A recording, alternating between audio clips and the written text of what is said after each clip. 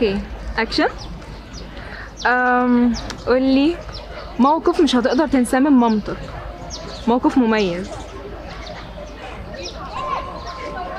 هو في مواقف كتير يعني.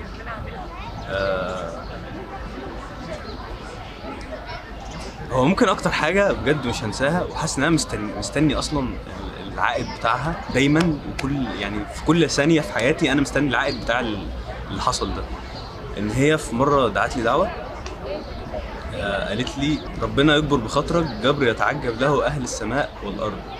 فاللي هو انا من يومها كده مش عارف ايه الدعوه دي، واللي هو مش عارف انا المفروض اعمل ايه. انا مستني، انا قاعد كده عارف ان كل اللي مطلوب مني ان انا اسعى، وان هيجي ثانيه كده تتحقق فيها الدعوه دي.